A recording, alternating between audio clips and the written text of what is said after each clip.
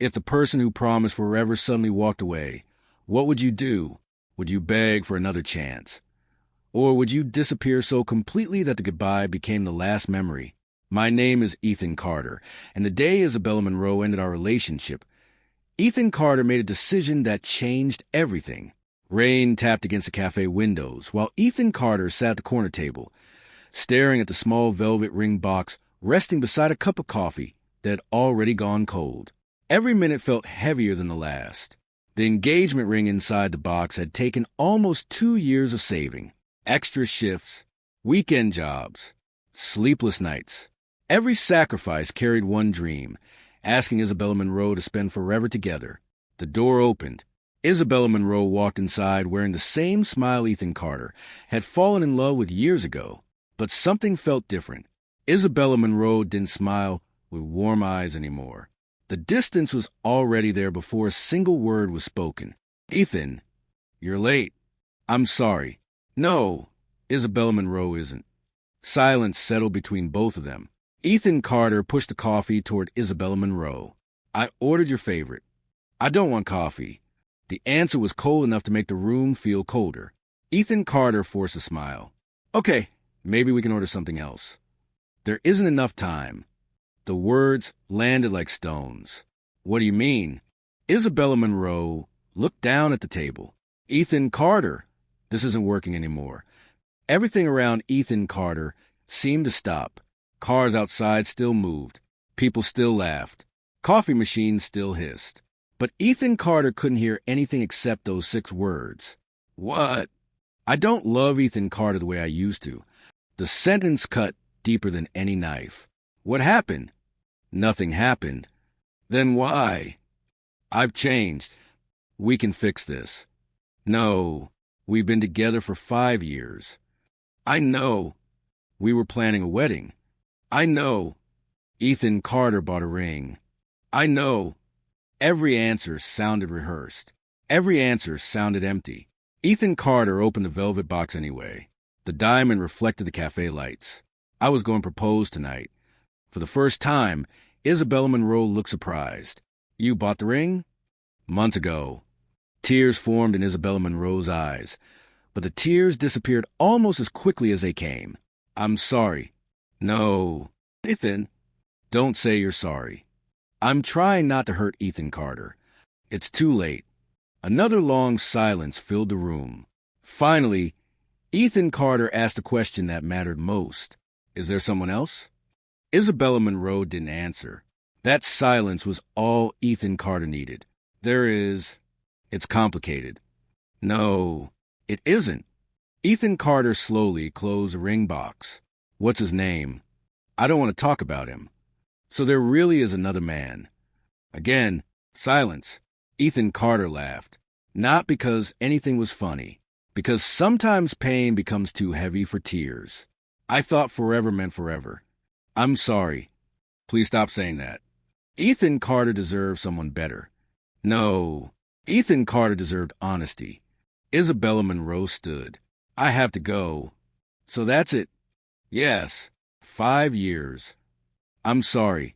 Ethan Carter hopes Isabella Monroe finds whatever Isabella Monroe is looking for. Without another word, Isabella Monroe walked toward the exit. The cafe door closed. And just like that, 5 years ended with the sound of a bell above a door. Ethan Carter remained frozen. The unopened coffee, the untouched dessert, the engagement ring. Everything looked exactly the same, except Ethan Carter's future.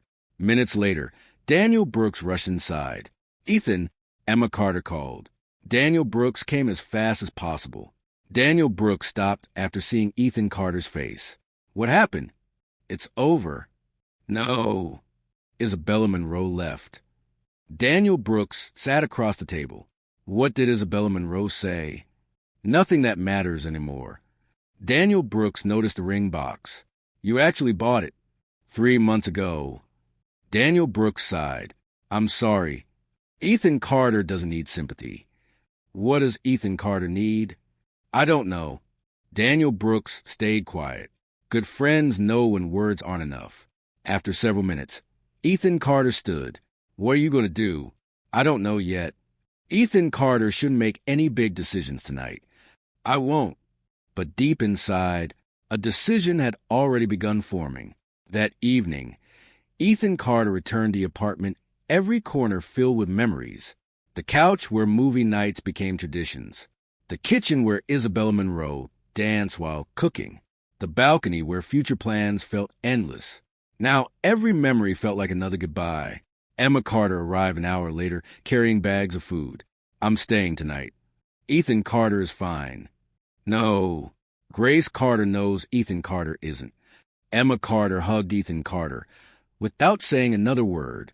Sometimes silence carries more comfort than conversations. Late that night, Ethan Carter opened the closet. Wedding magazines, vacation photos, birthday cards, a small notebook.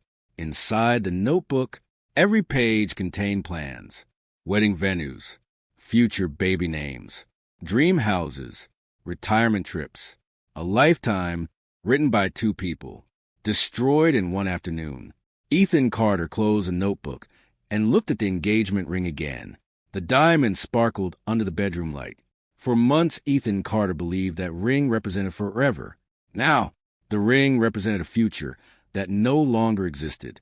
Ethan Carter whispered one sentence into the empty room. If Isabella Monroe believes Ethan Carter is going to spend months begging for another chance, Isabella Monroe never really knew Ethan Carter. The next morning, Ethan Carter woke up after barely sleeping for 2 hours. The apartment felt strangely quiet. No morning music, no smell of fresh coffee, no laughter echoing from the kitchen, only silence. Ethan Carter walked into the living room and stared at the framed pictures covering the wall. 5 years of memories. Beach vacations, birthday celebrations, Christmas mornings, anniversaries. Every photo captured two smiling people. Now every smile felt like a lie. Grace Carter walked out of the guest room. Did Ethan Carter sleep at all? Not really. Breakfast is ready. I'm not hungry. Ethan Carter has to eat. I said I'm not hungry. Grace Carter didn't argue. Instead, Grace Carter placed a plate on the table anyway. You don't have to eat now. Just promise you'll eat before noon. Ethan Carter nodded. After Grace Carter left for work, the apartment became silent again. Ethan Carter picked up the engagement ring one more time. The diamond reflected the morning sunlight. For months, Ethan Carter imagined sliding that ring onto Isabella Monroe's finger. Now the ring felt heavier than ever. Ethan Carter slipped the ring back into the velvet box and walked out the door. The jewelry store owner looked up with a friendly smile. Good morning. How can I help? I'd like to sell this. The owner opened the box. The smile slowly disappeared. Beautiful ring. Thank you. Didn't work out? Ethan Carter forced a small smile. You could say that. The owner examined the ring carefully. I can offer $12,000. Ethan Carter remembered paying almost $16,000. Months of overtime. Years of saving. Every dollar earned with hope. Now, hope had a resale value. That's fine. Are you sure? Yes. The owner completed the paperwork. A few minutes later, the money appeared in Ethan Carter's account. The owner handed back the empty velvet box. Would you like to keep it? Ethan Carter looked at the box for a long moment. No. Walking out of the jewelry store felt strangely freeing. For the first time since the breakup, Ethan Carter wasn't carrying the weight of the future that never happened. But another question immediately appeared. What now? The answer arrived unexpectedly. Across the street, a giant travel advertisement covered an entire building. One life, see the world. Under the picture of snow-covered mountains stood one sentence. Sometimes the best way to find yourself is to leave everything behind. Ethan Carter couldn't stop staring. Something inside finally clicked. Not revenge, not anger, freedom. Instead of chasing someone who had already walked away, why not chase a new life? Without thinking twice, Ethan Carter crossed the street and entered the travel agency. A smiling employee greeted Ethan Carter. Planning a vacation? No. What kind of trip? A one-way ticket. The employee looked surprised. Where would you like to go? Ethan Carter paused. For the first time in years, no plans existed. No wedding. No future mapped out. No expectations. Somewhere far away. The employee laughed. I'll need a city. Ethan Carter looked at the world map hanging behind the desk. I stopped on one place. Vancouver. I'll take Vancouver. When? The earliest flight available. The employee typed quickly. Tomorrow morning. I'll take it. Only one ticket? Only one. The payment went through. The confirmation email arrived seconds later. One-way ticket. No return date. No backup plan. No destination beyond tomorrow. Just freedom. Walking outside, Ethan Carter looked at the blue sky. For the first time since the breakup, breathing felt easier. That evening, Daniel Brooks nearly dropped a coffee mug after hearing the news. A one-way ticket? Yes. Tomorrow? Yes. Are you serious? I've never been more serious. Ethan Carter can't just disappear. Why not? What about work? I already resigned. What about the apartment? The lease ends next month. What about Isabella Monroe? Ethan Carter smiled for the first time in days. There is no what about Isabella Monroe anymore. Daniel Brooks stared for several seconds. Finally, Daniel Brooks smiled. I guess Ethan Carter finally understands. Understands what? Sometimes walking away is the strongest answer. That night, Ethan Carter packed only one suitcase. Clothes, passport, laptop, family photos. Nothing else. Everything connected to Isabella Monroe stayed behind. The gifts, the letters, the matching coffee mugs, the promises. Every memory belonged to another version of Ethan Carter. Around midnight, the phone vibrated. One new message. Isabella Monroe. I heard you sold the ring. Ethan Carter read the message without replying. Another message arrived. Daniel told Victoria Monroe. Then another. Are you really leaving? Ethan Carter stared at the screen. For a whole week, Isabella Monroe hadn't reached out. Not once. Now, the moment Ethan Carter stopped waiting, Isabella Monroe suddenly wanted answers. Another message appeared. Can we please talk? Ethan Carter slowly opened the contact information. One tap. Block contact. The screen went silent. Not because Ethan Carter hated Isabella Monroe. Because some conversations only reopen wounds that are finally beginning to heal.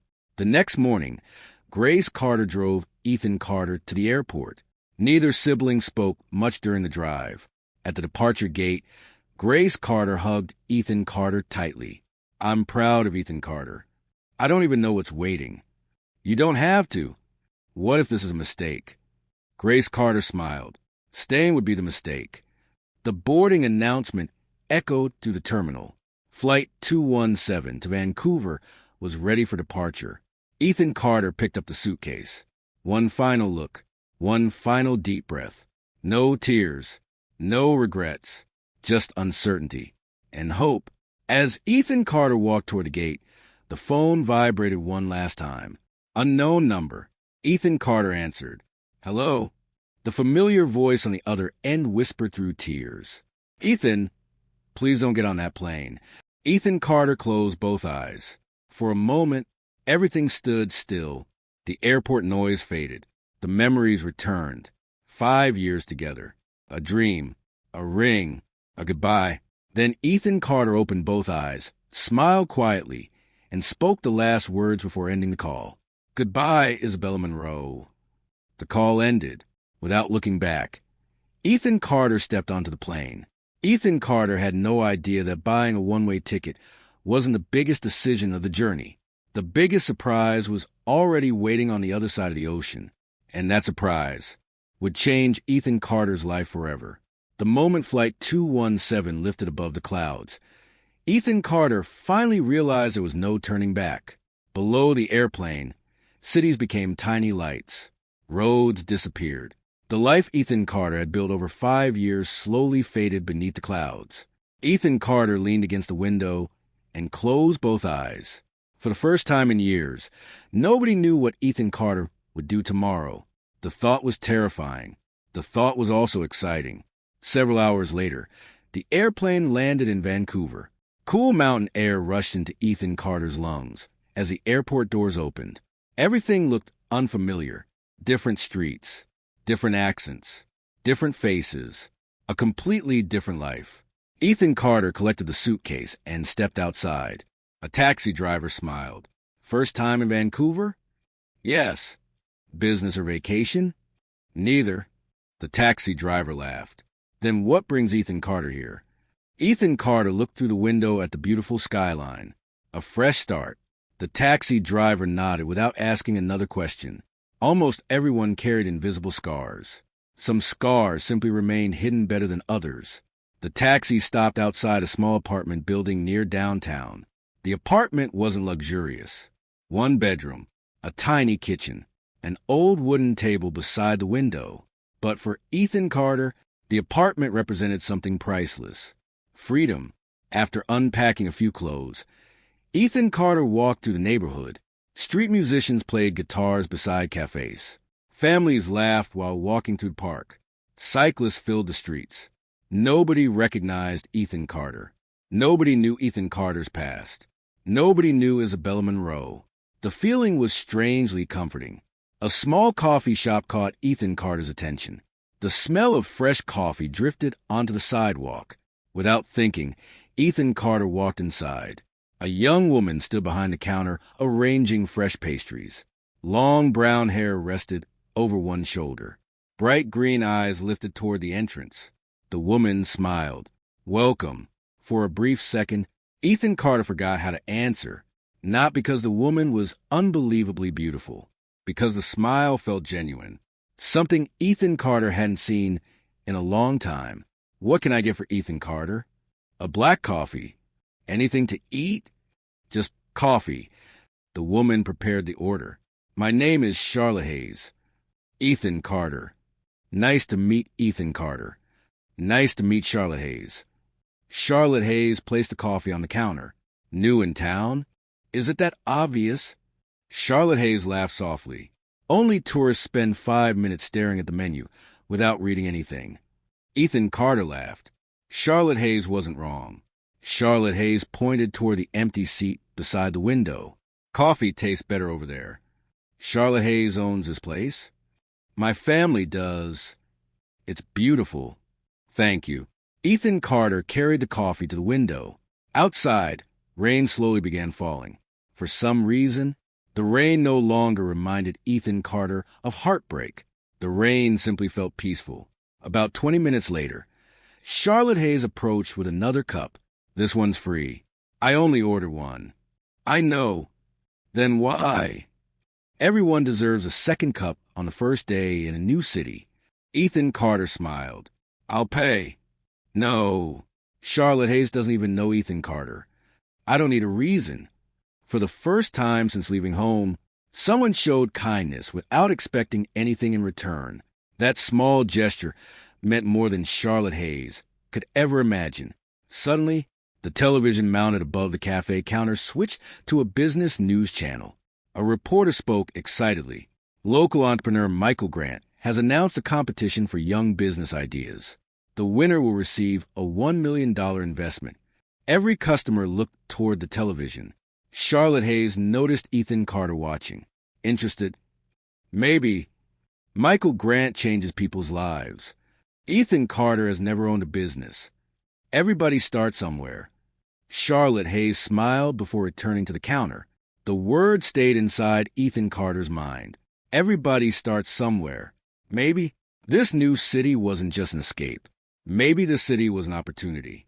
Later that afternoon, Ethan Carter wandered through downtown Vancouver until reaching the waterfront. The ocean stretched endlessly beneath a gray sky. Ships moved slowly across the water. Everything felt calm.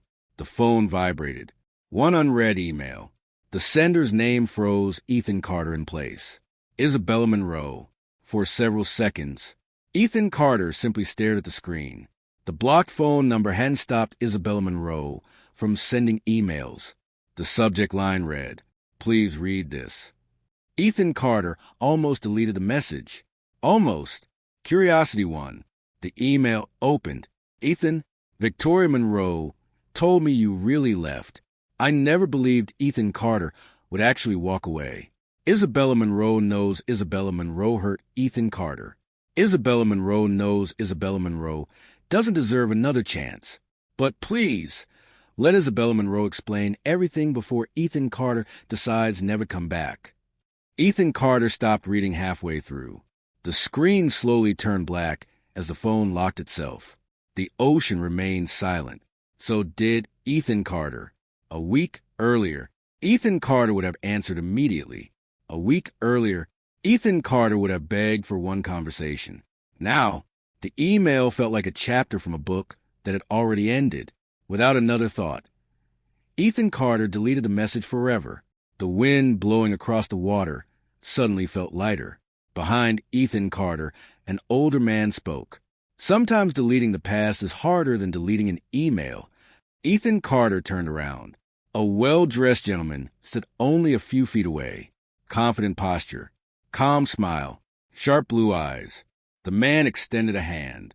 "My name is Michael Grant." Ethan Carter's eyes widened. The billionaire from the television, standing right in front of Ethan Carter. And neither Ethan Carter nor Michael Grant realized that this chance meeting was about to change both lives forever. Ethan Carter looked at the hand stretched forward. "Michael Grant." Michael Grant smiled. The reaction tells Michael Grant that Ethan Carter recognizes a name. Almost everyone would. Fame isn't always a good thing. Ethan Carter shook Michael Grant's hand. What brings Michael Grant to the waterfront? Thinking. Ethan Carter smiled. Billionaires think near the ocean, too. Michael Grant laughed. Money doesn't stop people from needing quiet. For a few moments, both men watched the waves crash against the rocks. Finally, Michael Grant broke the silence. Ethan Carter isn't for Vancouver. No. Vacation? No. Running away? Ethan Carter hesitated. Then Ethan Carter answered honestly. Running toward a new life. Michael Grant nodded. That's a better answer. Michael Grant pointed toward a nearby bench. Mine sitting for a few minutes? Not at all. Both men sat facing the ocean. Michael Grant looked straight ahead. Michael Grant asks every person the same question. I'm listening. If someone gave Ethan Carter $1 million today, what would Ethan Carter do?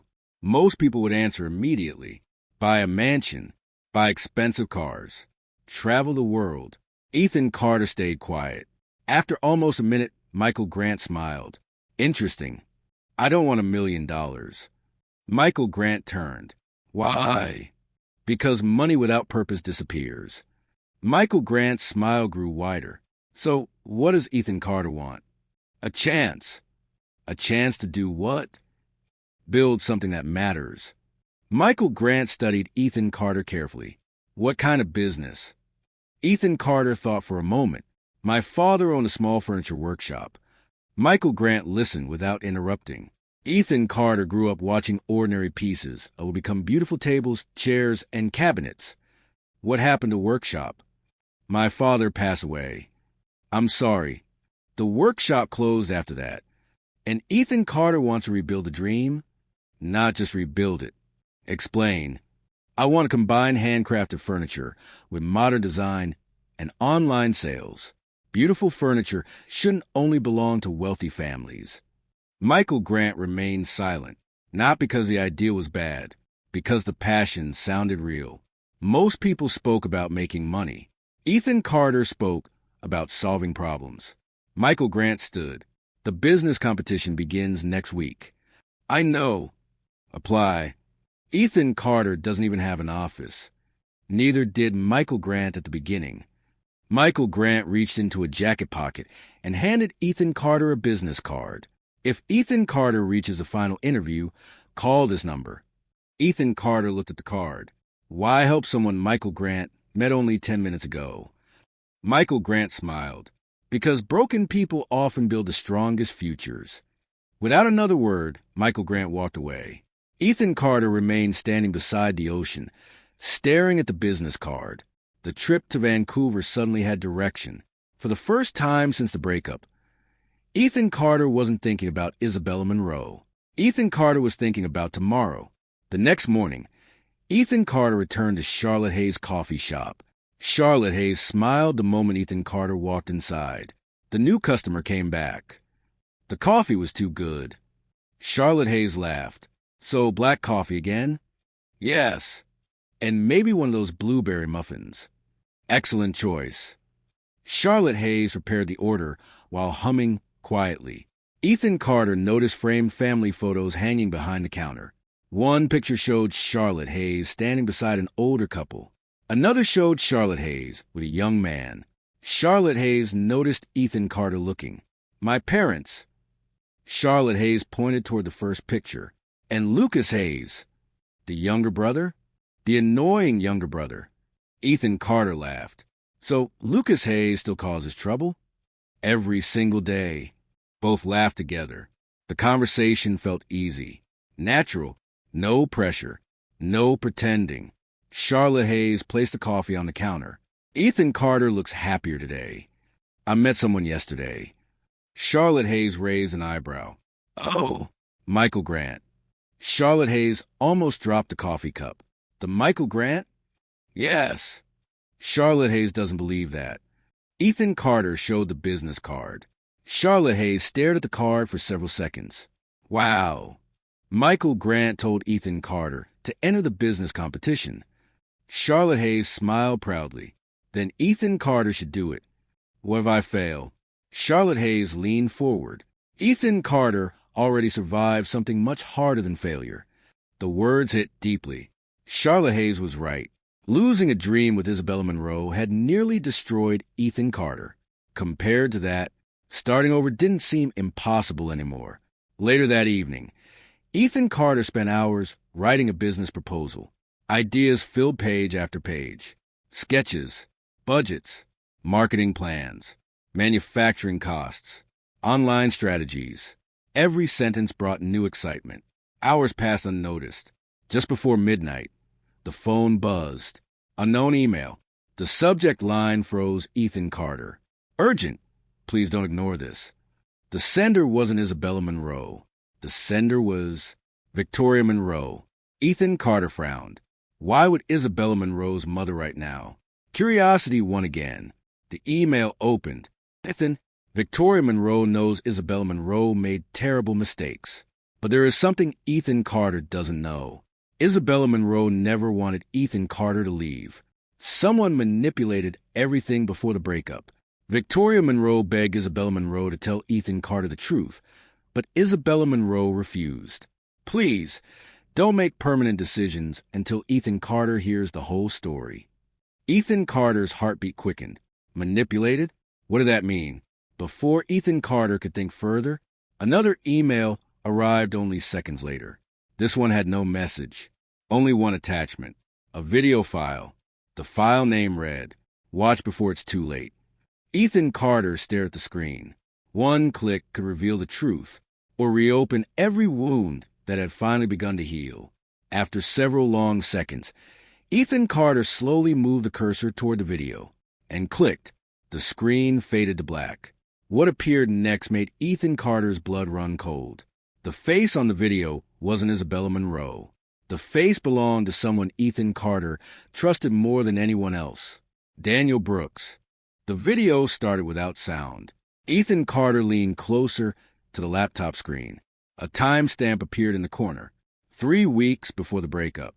The camera overlooked the corner of a quiet restaurant. A man walked into the frame. Daniel Brooks. Ethan Carter frowned. There has to be some mistake. A few seconds later, another person entered the restaurant. Isabella Monroe. Ethan Carter's heartbeat slowed. Daniel Brooks stood and pulled out a chair for Isabella Monroe. Both sat down. The sound finally became clear. Daniel Brooks spoke first. "Thank you for coming." "I almost didn't." "I know." "What does Daniel Brooks want?" Daniel Brooks sighed. "Ethan Carter deserves better." Isabella Monroe looked confused. "What does that mean?" "It means Ethan Carter will never become the man Isabella Monroe wants." "Daniel Brooks doesn't know Ethan Carter." "I know enough." "No, Daniel Brooks doesn't. Ethan Carter works every day. Ethan Carter loves honestly. Ethan Carter is planning a future." Daniel Brooks shook Daniel Brooks' head. "Love doesn't pay for dreams." "What are you trying to say?" I'm saying Ethan Carter will always struggle. And Isabella Monroe deserves more. Isabella Monroe stood immediately. This conversation is over. Daniel Brooks quickly continued. Sit down. No, please. After several seconds, Isabella Monroe slowly sat again. Daniel Brooks lowered Daniel Brooks' voice. What if Ethan Carter never proposes? He will. What if Ethan Carter can't afford the wedding Isabella Monroe dreams about? I don't care. What if Ethan Carter spends another 10 years trying to become successful? I'll wait. Daniel Brooks smiled. Really? Yes. Daniel Brooks reached into a folder. Several photographs slid across the table. Ethan Carter stared at the screen. The photograph showed Ethan Carter talking with another woman outside an office building. Another picture showed Ethan Carter smiling. Another showed Ethan Carter helping the woman into a taxi. Isabella Monroe looked shocked. What is this? Daniel Brooks answered calmly. Ethan Carter has been seeing someone else. No. Believe whatever Isabella Monroe wants. Ethan Carter wouldn't do that. Daniel Brooks pushed another paper across the table. A fake hotel receipt. 2 names. One name belonged to Ethan Carter. The other belonged to a woman Ethan Carter had never seen before. Ethan Carter? Isabella Monroe whispered. Daniel Brooks continued. Ethan Carter didn't want Isabella Monroe to find out. The tears forming in Isabella Monroe's eyes looked painfully real. Ethan Carter's hands began shaking. Those documents are fake. The video continued. Isabella Monroe pushed the papers away. No, I don't believe this. Daniel Brooks leaned forward, then asked Ethan Carter. I will. No. Why not? Because Ethan Carter will lie. The words hit Ethan Carter harder than the breakup itself. Daniel Brooks, the best friend Ethan Carter trusted for 15 years, had carefully destroyed everything. The video suddenly ended. Ethan Carter remained frozen. The apartment became completely silent. Minutes passed. Then another video automatically started. This recording came from outside Ethan Carter's apartment building. Daniel Brooks stood beside Isabella Monroe. The conversation was clear. Ethan Carter is inside. I don't think I can do this. You have to. What if everything is fake? Do you really think Ethan Carter would admit cheating? Walk away. I still love Ethan Carter. I know. But Ethan Carter will only hold Isabella Monroe back. The screen went black. Ethan Carter slowly closed the laptop. Nothing made sense anymore. The breakup, the silence, the sudden guilt. Everything had been carefully planned. Ethan Carter picked up the phone immediately. Daniel Brooks answered after the second ring. Ethan, how's Vancouver? Why? What? Why did Daniel Brooks do it? Silence. What are you talking about? Ethan Carter watched the videos. Another long silence. Finally, Daniel Brooks spoke. So, Victoria Monroe sent everything. Answer the question. I can explain. No. Answer. Daniel Brooks took a deep breath. Ethan Carter wouldn't understand. Try. I was protecting Ethan Carter. By destroying Ethan Carter's life. By giving Ethan Carter a better future. Ethan Carter laughed bitterly. A better future? Isabella Monroe wasn't right for Ethan Carter. So Daniel Brooks forged evidence? I did. Daniel Brooks lied? Yes. Daniel Brooks manipulated Isabella Monroe? Yes. You ruined 5 years of Ethan Carter's life. I saved Ethan Carter. The sentence filled Ethan Carter with anger unlike anything ever felt before. You don't get to decide Ethan Carter's future. I already did. The call ended. Not because Ethan Carter hung up. Daniel Brooks disconnected first. Ethan Carter stood motionless. The apartment suddenly felt too small. The walls felt closer. The air felt heavier. A knock echoed through the apartment door. 3 slow knocks. Ethan Carter opened the door. Charlotte Hayes stood outside holding 2 cups of coffee. Charlotte Hayes immediately noticed Ethan Carter's pale face. Ethan Carter looks like something terrible happened. Ethan Carter stepped aside. Charlotte Hayes entered quietly. Neither spoke for several moments. Finally, Ethan Carter handed the laptop to Charlotte Hayes. Watch. Charlotte Hayes watched both videos without saying a single word. When the second video ended, Charlotte Hayes slowly closed the laptop. What are you thinking? Ethan Carter stared at the floor. Ethan Carter doesn't know who to trust anymore. Charlotte Hayes placed one coffee cup on the table. Trust actions. What does that mean? Daniel Brooks lied. Yes. Victoria Monroe told the truth. Yes. Isabella Monroe believed the lies. Yes. Charlotte Hayes looked directly into Ethan Carter's eyes. Then stop asking who broke the past. Ethan Carter looked confused. Charlotte Hayes smiled gently. Start asking who deserves to be part of Ethan Carter's future. Before Ethan Carter could answer, the phone vibrated again. One new email. The sender made Ethan Carter's heart stop. Michael Grant. The subject line contained only 5 words. Congratulations. You're a finalist. Ethan Carter stared at the email for several seconds. The words didn't feel real. Congratulations. You're a finalist. A few hours earlier, Ethan Carter had been drowning in the truth about Daniel Brooks. Now, another door had opened. Charlotte Hayes smiled. Open it. Ethan Carter clicked the email. Mr. Ethan Carter, after reviewing the business proposal, the selection committee is pleased to invite Ethan Carter to the final round of the Michael Grant Entrepreneur Competition. The final presentation will take place this Friday at 10 a.m. Ethan Carter read the email twice, then a third time. Charlotte Hayes laughed. Ethan Carter really made it. I can't believe this. I can. Ethan Carter only arrived in Vancouver a few days ago. Sometimes a fresh start moves faster than people expect. For the first time since leaving home, Ethan Carter felt excitement instead of pain.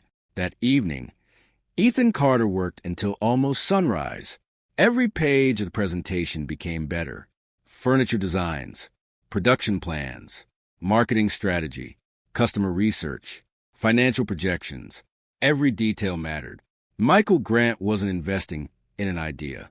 Michael Grant was investing in a person. 3 days later, the competition venue overlooked the Vancouver skyline. Young entrepreneurs filled the conference hall. Some practiced speeches. Some reviewed financial reports. Some walked nervously across the room. Ethan Carter took a deep breath. A familiar voice interrupted the silence. Ethan Carter. Michael Grant approached with a warm smile. I hoped Ethan Carter would reach the final. I almost didn't submit the application. I'm glad Ethan Carter changed that decision. Michael Grant looked at the presentation folder. Nervous? A little. Good. Good. Nervous people prepare. Michael Grant smiled and walked toward the judge's table. Those simple words calmed Ethan Carter more than any motivational speech ever could. One by one, contestants entered the presentation room. Some left smiling. Some left disappointed. Finally, a staff member called the next name. Ethan Carter. The room became silent. 5 judges waited behind a long table. Michael Grant sat in the center.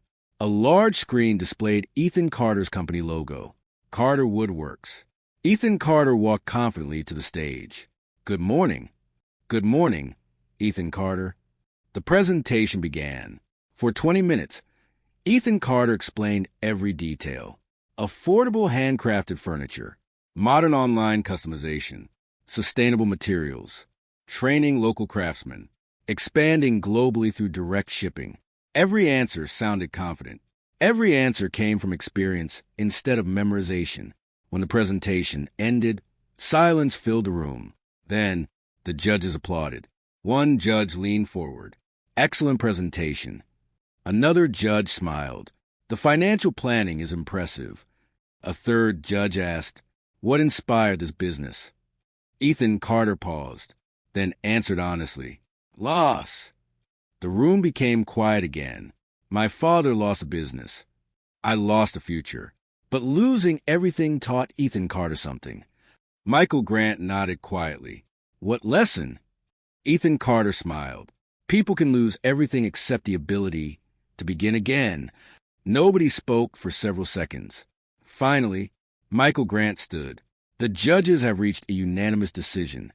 Every contestant waiting outside watched through the glass walls. Michael Grant extended a hand. Congratulations. Ethan Carter is the winner. Applause erupted across the room. Cameras flashed. Reporters rushed forward. Microphones surrounded Ethan Carter. How does success feel? Ethan Carter smiled. This isn't success. What is it? A beginning. News spread across social media. Within hours, young entrepreneur wins $1 million investment. The interview appeared on business websites, television channels, online newspapers, across the country. Thousands of people watched, including someone hundreds of miles away. Inside a quiet apartment, Isabella Monroe stared at the television. The reporter smiled. Ethan Carter, any message for people who feel life is over? Ethan Carter looked directly into the camera. Never build your future around one person. If someone walks away, keep walking toward your own dream. The interview ended. Tears rolled down Isabella Monroe's face. Victoria Monroe quietly entered the room. Isabella Monroe saw the interview. I ruined everything. No, Daniel Brooks lied. Yes, but Isabella Monroe chose not to trust Ethan Carter. Isabella Monroe lowered Isabella Monroe's head. I know. Richard Bennett sighed deeply. Ethan Carter became stronger without us. I want to apologize. Then apologize. I don't think Ethan Carter will listen anymore. Victoria Monroe gently held Isabella Monroe's hand. Maybe not today, but someday. Back in Vancouver, Charlotte Hayes decorated the coffee shop with balloons. Lucas Hayes carried a cake toward the counter. Ethan Carter is officially famous. Charlotte Hayes laughed. Not yet. The cafe door opened. Everyone cheered. Ethan Carter couldn't stop smiling. Charlotte Hayes walked forward. I'm proud of Ethan Carter. Charlotte Hayes believed before anyone else. Because Charlotte Hayes saw determination. Lucas Hayes laughed. And because Charlotte Hayes secretly likes Ethan Carter. Charlotte Hayes immediately blushed. Lucas Hayes. I'm only telling the truth. Everyone laughed. Even Ethan Carter. For the first time in months, the laughter felt effortless. Real. That evening, Michael Grant invited Ethan Carter to dinner. The restaurant overlooked the harbor. Michael Grant raised a glass. To new beginnings. Ethan Carter smiled. To second chances. Michael Grant nodded. Exactly. After dinner, Michael Grant became unusually serious. Ethan Carter earned the investment. Thank you, but there is something Michael Grant hasn't mentioned. Ethan Carter frowned. What is it? The competition wasn't the only reason Michael Grant paid attention. What does that mean? Michael Grant opened a folder and slid one document across the table. At the top of the page was a familiar name. Daniel Brooks. Ethan Carter's smile disappeared instantly. Michael Grant looked directly into Ethan Carter's eyes. Daniel Brooks has been under investigation for nearly 8 months. Ethan Carter's heart began racing. Investigation? Fraud. The room suddenly felt colder. Michael Grant continued. The breakup wasn't the only life Daniel Brooks destroyed. Ethan Carter stared at the document. Several photographs, financial records, witness statements, one name after another. Each page revealed another victim. Michael Grant slowly closed the folder. Ethan Carter only knows a small part of the truth. Before Ethan Carter could ask another question, Michael Grant spoke one sentence that changed everything. Daniel Brooks isn't just a liar. Daniel Brooks is dangerous. And at that exact moment, Daniel Brooks stepped off a plane in Vancouver. Daniel Brooks walked through Vancouver International Airport, wearing a confident smile. Nobody looking at Daniel Brooks would have guessed that federal investigators had been quietly building a case for months. Daniel Brooks checked the phone. One unread message. Unknown number. Finish the job before Ethan Carter learns everything. Daniel Brooks deleted the message immediately. Outside the airport, a black SUV waited near the curb. The driver lowered the window. Daniel Brooks? Yes. Get in. The SUV disappeared into downtown traffic. The next morning, Ethan Carter unlocked the door to a small warehouse that Michael Grant had purchased for Carter Woodworks. Sunlight poured through the large windows. Stacks of fresh oak and walnut lined one wall. New woodworking machines stood ready. The smell of freshly cut would instantly reminded Ethan Carter of childhood. For a few moments, Ethan Carter simply stood there smiling. This is exactly how my father's workshop smelled. Michael Grant smiled. Then Carter Woodworks already feels like home. Charlotte Hayes walked through the entrance carrying 2 cups of coffee. I knew Ethan Carter would already be here. Charlotte Hayes handed 1 cup to Ethan Carter. Congratulations on the first official day. Thank you. Lucas Hayes entered behind Charlotte Hayes, carrying a cardboard box. Breakfast. You didn't have to. Lucas Hayes knows successful people forget to eat. Everyone laughed. The atmosphere felt warm. Hope filled every corner of the empty warehouse. Michael Grant looked around the building. Construction starts tomorrow. Ethan Carter still can't believe this belongs to Carter Woodworks. It belongs to hard work. Michael Grant checked the watch. I have another meeting. Michael Grant shook Ethan Carter's hand. Call anytime. I will. After Michael Grant left, Charlotte Hayes walked slowly through the workshop. Charlotte Hayes touched one unfinished workbench. Ethan Carter looks different. Different. Happier. I finally feel like life is moving forward. Charlotte Hayes smiled. I'm glad. Neither spoke for several seconds. The silence wasn't uncomfortable. It felt peaceful. Charlotte Hayes finally looked directly into Ethan Carter's eyes. Can Charlotte Hayes ask something? Of course. Does Ethan Carter still love Isabella Monroe? The question caught Ethan Carter completely off guard. Ethan Carter looked toward the windows. The answer wasn't simple. After a long pause, Ethan Carter finally spoke. Ethan Carter will probably always care about Isabella Monroe. Charlotte Hayes quietly nodded. But caring isn't the same as wanting someone back. Charlotte Hayes smiled softly. That's an important difference. It is. Ethan Carter deserves peace. I know. Charlotte Hayes placed a hand gently on Ethan Carter's shoulder. I hope Ethan Carter finds that peace. For a brief moment, Ethan Carter noticed how calm everything felt whenever Charlotte Hayes was nearby.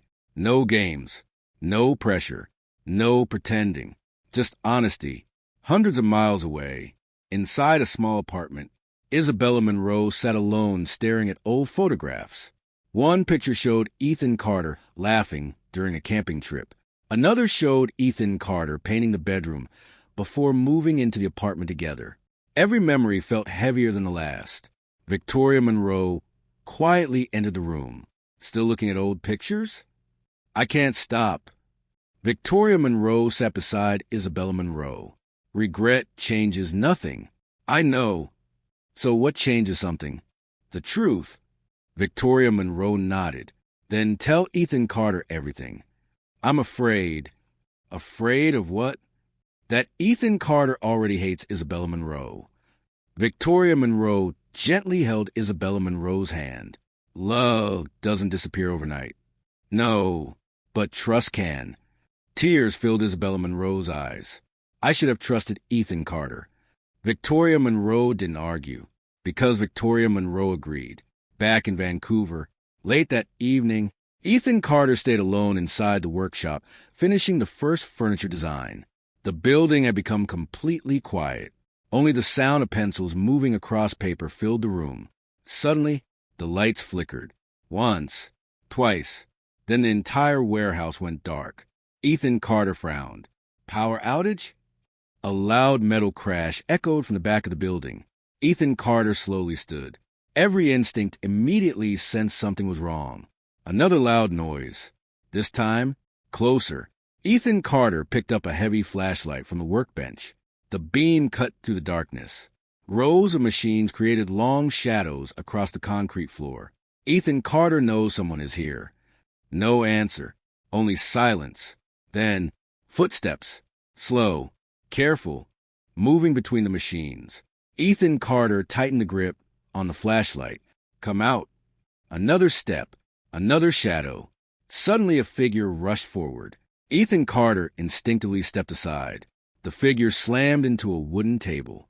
Tools crashed onto the floor. Without thinking, Ethan Carter grabbed the person's arm.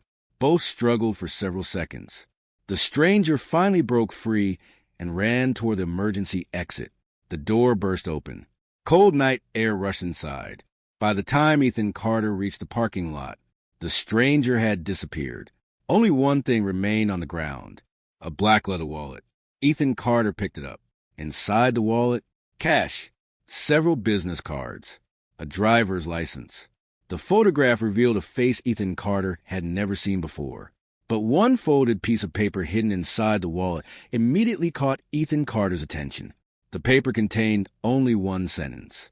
Carter Woodworks must never open. At the bottom of the page, someone had signed the note. D. Brooks. Ethan Carter stared at the signature. D. Brooks. The warehouse suddenly felt colder. Only minutes earlier, Ethan Carter believed the intruder had been an ordinary thief. Now, Ethan Carter understood the truth. The break-in had a target. Carter Woodworks. Not money, not tools, the business itself. Ethan Carter immediately called Michael Grant. Michael Grant answered on the first ring. Ethan Carter? Someone broke into the warehouse. Are you hurt? No. What happened? Ethan Carter explained everything. The broken door, the struggle, the wallet, the note signed by Daniel Brooks. Michael Grant became unusually quiet. Finally, Michael Grant spoke. Don't touch anything else. Why? I'm calling the police. 30 minutes later, 2 detectives carefully examined the warehouse. Detective Ryan Collins photographed every corner of the building. Detective Sarah Mitchell collected fingerprints from the emergency exit. Ryan Collins accepted the wallet from Ethan Carter. Good work, keeping everything intact. Does the note prove Daniel Brooks is involved? Ryan Collins shook Ryan Collins' head. Not yet. Sarah Mitchell unfolded the paper. The handwriting will be tested. Michael Grant arrived a few minutes later. What did the detectives find? Ryan Collins looked toward Michael Grant. Professional job. What does that mean? The intruder knew exactly where to enter.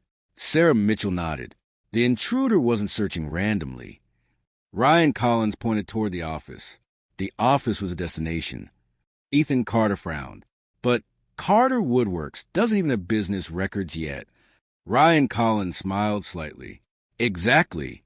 Then why break in? That's what Ryan Collins intends to discover. The following morning, news about the attempted break-in spread quickly among local business owners. Charlotte Hayes rushed into the warehouse carrying breakfast. The smile disappeared the moment Charlotte Hayes saw police tape. Ethan Carter. I'm okay. Charlotte Hayes hugged Ethan Carter tightly. For several seconds, neither moved. Lucas Hayes awkwardly looked away. I'll check the coffee machine. Ethan Carter smiled for the first time that morning. Charlotte Hayes stepped back. I was scared. So was Ethan Carter. Charlotte Hayes looked around the warehouse. Who would do something like this? Ethan Carter handed Charlotte Hayes a copy of the note.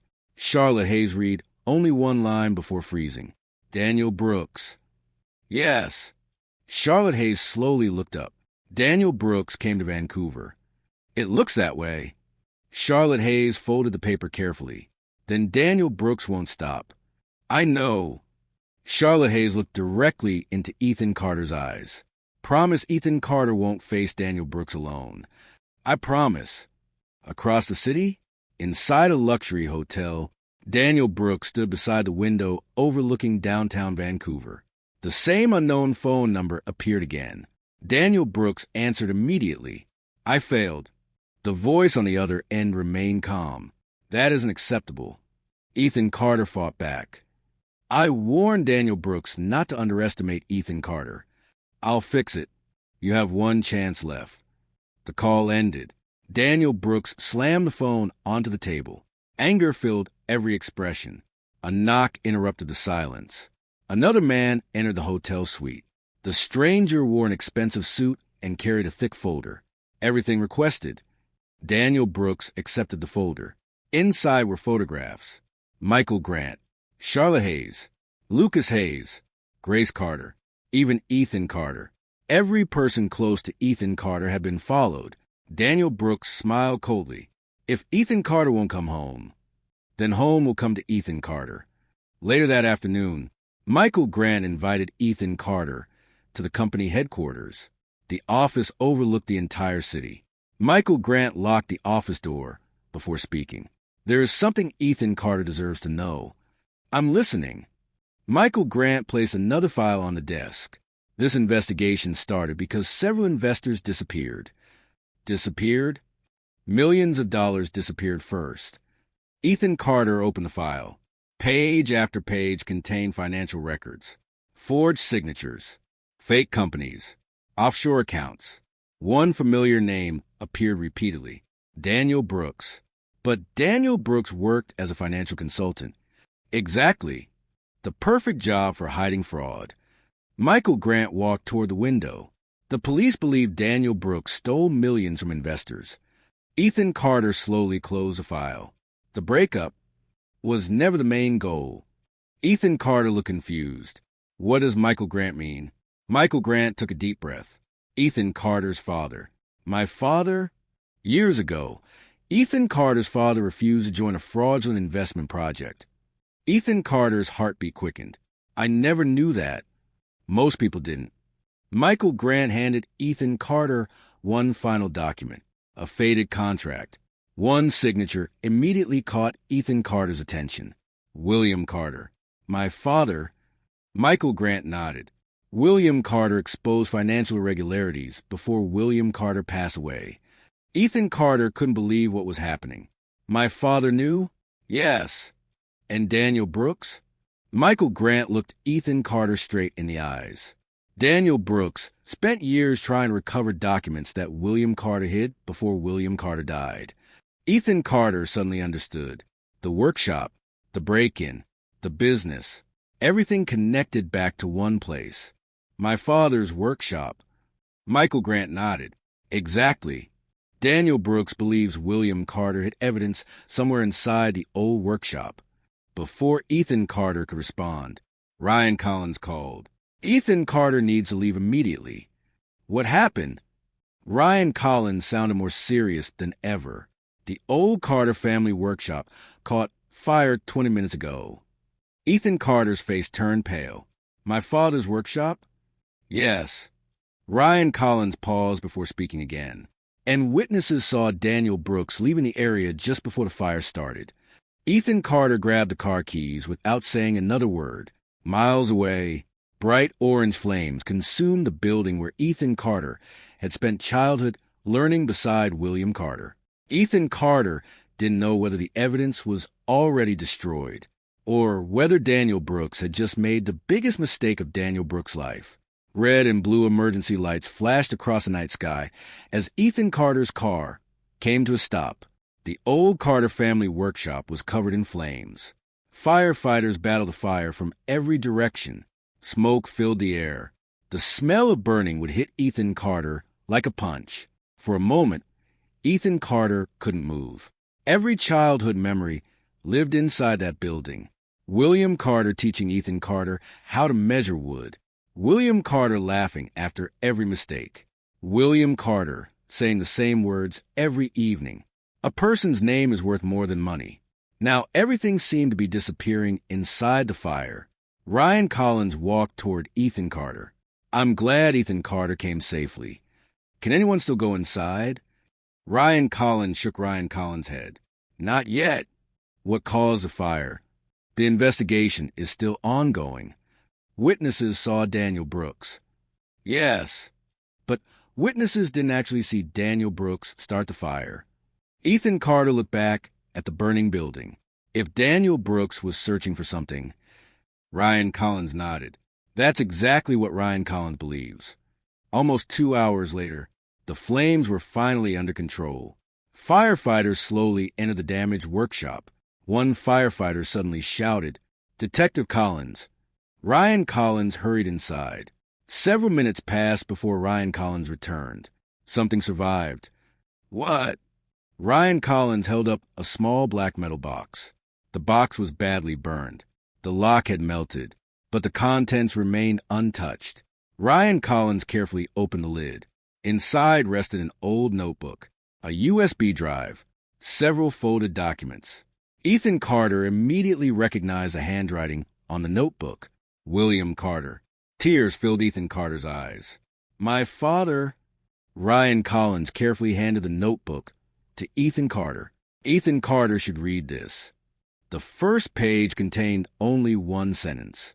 If Ethan Carter is reading this, then William Carter's greatest fear finally came true. Ethan Carter slowly turned the page. Some people value money more than honesty. William Carter refused to become one of those people. Years ago, William Carter discovered a group of financial advisors stealing retirement savings from ordinary families. William Carter collected proof. William Carter trusted the wrong people. One day, someone tried to buy William Carter's silence. William Carter refused. If anything ever happens to William Carter, the truth is inside the USB drive. Ethan Carter looked at the small drive resting inside the box. So, my father really knew everything. Ryan Collins nodded. It appears so. Michael Grant arrived only minutes later. Michael Grant examined the notebook carefully. William Carter was a brave man. Ethan Carter closed the notebook. My father died believing nobody would ever learn the truth. Michael Grant placed a reassuring hand on Ethan Carter's shoulder. William Carter was wrong. The next morning, digital forensic experts successfully opened the USB drive. Ryan Collins invited Ethan Carter and Michael Grant to the police headquarters. A large monitor displayed hundreds of files, bank records, recorded phone calls, signed agreements, photographs, hidden transactions. Every file connected the same people. Daniel Brooks, 3 corrupt investment executives, 2 accountants, several shell companies. Sarah Mitchell looked at the evidence in disbelief. This is enough to destroy the entire organization. Ryan Collins nodded. And enough to send several people to prison. Ethan Carter quietly watched the screen. The investigation wasn't just about revenge anymore. Thousands of innocent people had lost life savings. Families had been destroyed. Retirements had disappeared. William Carter had spent years trying to protect strangers. Only now did Ethan Carter truly understand why. Across town, Daniel Brooks packed a suitcase inside the luxury hotel. The television reported breaking news. Police have recovered new evidence connected to a multi-million-dollar financial fraud investigation. Daniel Brooks immediately switched off the television. Panic replaced confidence. The hotel room phone rang. Daniel Brooks answered. What? The familiar unknown voice sounded furious. The evidence survived. I know. Then leave Canada immediately. I already booked a flight. No. What? Ethan Carter knows too much. Daniel Brooks tightened the grip on the phone. What should Daniel Brooks do? The voice became cold. Finish what should have been finished weeks ago. The call disconnected. Daniel Brooks slowly looked toward a framed photograph lying on the table. The photograph showed Ethan Carter and Daniel Brooks laughing together at a baseball game years earlier. For several seconds, Daniel Brooks stared at the picture. Then Daniel Brooks quietly whispered, I'm sorry. Daniel Brooks tore the photograph in half. Later that afternoon, Charlotte Hayes visited Carter Woodworks. Construction workers repaired the damage caused by the attempted break-in. Charlotte Hayes smiled after seeing Ethan Carter supervising the work. Carter Woodworks refuses to quit. No, Carter Woodworks reminds Ethan Carter of William Carter. Charlotte Hayes walked beside Ethan Carter. William Carter will be proud. I hope so. Charlotte Hayes reached into a small paper bag. I brought lunch. Ethan Carter laughed. Charlotte Hayes always knows the right time. Lucas Hayes says Ethan Carter forgets to eat. Lucas Hayes isn't wrong. Both laughed together. For a brief moment, life finally felt normal again. Charlotte Hayes suddenly became serious. Ethan Carter. Yes. Can Charlotte Hayes ask one more difficult question? You can ask anything. Charlotte Hayes took a deep breath. When everything ends, when Daniel Brooks is arrested, when the investigation is over, what does Ethan Carter want? Ethan Carter looked toward the workshop. For the first time, the answer came easily. A peaceful life and Ethan Carter wants to build furniture that lasts longer than memories. Charlotte Hayes smiled, and personally, Ethan Carter looked into Charlotte Hayes' eyes. The answer remained unspoken. Before Ethan Carter could respond, Ryan Collins called. Ethan Carter needs to come immediately. What happened? Ryan Collins sounded tense. Daniel Brooks disappeared. Ethan Carter's expression changed instantly. What? Daniel Brooks escaped before the arrest warrant could be executed. Ryan Collins paused. There is one more problem. What now? Ryan Collins took a deep breath. Daniel Brooks left a message. What message? Ryan Collins answered slowly. Tell Ethan Carter that unfinished stories always have one final chapter. Ryan Collins' words echoed inside Ethan Carter's mind. Tell Ethan Carter that unfinished stories always have one final chapter. The drive to the police headquarters felt endless. Every possibility crossed Ethan Carter's mind. Was Daniel Brooks running? Was Daniel Brooks hiding? Or was Daniel Brooks planning something worse? The moment Ethan Carter entered the investigation room, Ryan Collins pointed toward a large digital map. A blinking red dot appeared near the old harbor. 10 minutes ago, traffic cameras captured Daniel Brooks. Can the police reach Daniel Brooks? Officers are already moving. Michael Grant walked into the room. Daniel Brooks won't leave Vancouver. Ryan Collins looked surprised. How can Michael Grant be so sure? Because Daniel Brooks still wants one thing. The evidence? Michael Grant nodded. And Daniel Brooks believes Ethan Carter has the last piece. Ethan Carter suddenly remembered William Carter's notebook. The final page. A sentence Ethan Carter hadn't understood before. The last key isn't hidden in the workshop. The last key is hidden where Ethan Carter learned to dream. Ethan Carter's eyes widened. The lake. Ryan Collins frowned. What lake? The place where William Carter taught Ethan Carter how to fish every summer. Michael Grant immediately understood. Daniel Brooks probably read the notebook before setting the workshop on fire. Ryan Collins grabbed the radio. Every available unit moved to Cedar Lake immediately. Police cars raced through the city with sirens echoing across the streets. The sun was beginning to set when Ethan Carter reached Cedar Lake. The water looked exactly as Ethan Carter remembered. Quiet, peaceful, beautiful. William Carter used to say, dreams grow best beside calm water. Near the old wooden dock, one figure stood waiting. Daniel Brooks. Daniel Brooks slowly turned around. I knew Ethan Carter would figure it out. Ryan Collins quietly signaled officers to surround the area. Daniel Brooks smiled. No need. I'm not running anymore. Ethan Carter stepped closer. Why? Daniel Brooks looked toward the lake. Because everything started here. What does that mean? William Carter caught Daniel Brooks searching the cabin years ago. For the evidence? Yes. William Carter refused to tell Daniel Brooks where the files were hidden. Ethan Carter shook Ethan Carter's head. So, Daniel Brooks destroyed my life for documents? Daniel Brooks laughed bitterly. It wasn't only documents. What else? Fear. Daniel Brooks lowered Daniel Brooks' head. William Carter knew the truth. The truth could destroy powerful people. So powerful people ordered Daniel Brooks to recover the evidence. And when Daniel Brooks failed, Daniel Brooks closed Daniel Brooks' eyes. The lies became bigger. The fraud became bigger. The crimes became bigger. Ethan Carter looked directly at Daniel Brooks. 15 years of friendship.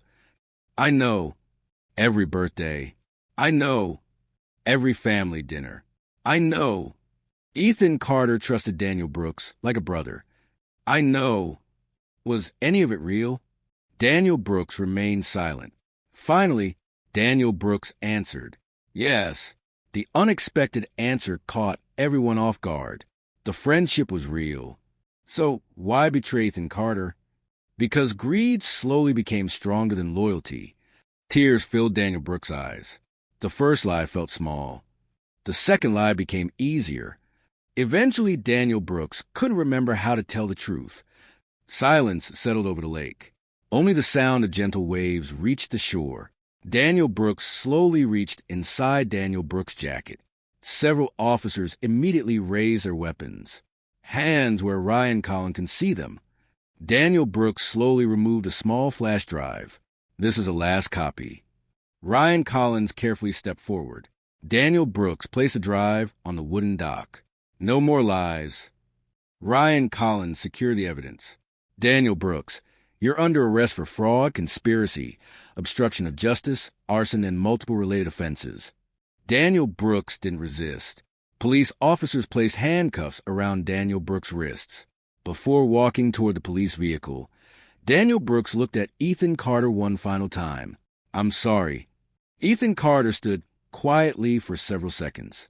Then Ethan Carter answered, "Forgiveness and trust aren't the same." Daniel Brooks nodded. "I understand." The police vehicle disappeared into the evening light. The nightmare was finally over. 6 months later, Carter Woodworks had become one of Vancouver's fastest-growing handcrafted furniture companies. Customers filled the showroom every weekend. Young apprentices learned woodworking from experienced craftsmen. William Carter's dream had finally returned to life. A framed photograph of William Carter hung proudly inside the entrance. Under the photograph were William Carter's favorite words: "A person's name is worth more than money." One afternoon, Michael Grant smiled while reviewing the latest financial report. Carter Woodworks exceeded every expectation. Ethan Carter laughed. Michael Grant took a chance. Wrong. Michael Grant smiled. Ethan Carter earned a chance. Charlotte Hayes entered carrying fresh coffee. The best business meetings always include coffee. Lucas Hayes laughed. And donuts. Everyone smiled. Life felt peaceful again. The pain hadn't disappeared, but the pain no longer controlled Ethan Carter. Later that evening, Ethan Carter stood outside the workshop, watching the sunset. Charlotte Hayes quietly walked beside Ethan Carter. "Beautiful view." "It really is." Neither spoke for several moments. Finally, Charlotte Hayes smiled. "Remember the first cup of coffee?" Ethan Carter laughed. "The free refill." Best investment Charlotte Hayes ever made. Both laughed together. Ethan Carter gently reached for Charlotte Hayes' hand. Charlotte Hayes didn't pull away. Instead, Charlotte Hayes smiled. "I think William Carter would approve." "I think so, too." Ethan Carter looked at the sky. Months earlier, Ethan Carter believed life had ended inside a small cafe when Isabella Monroe walked away. Looking back, that painful goodbye had secretly become the beginning of something better. Not because heartbreak was easy, but because heartbreak forced Ethan Carter to discover strength that had always existed. Sometimes losing the wrong person creates space for the right people. Sometimes walking away isn't losing. Sometimes walking away is finally choosing yourself. And sometimes selling an engagement ring and buying a one-way ticket doesn't end a love story. It begins a life that was waiting all along.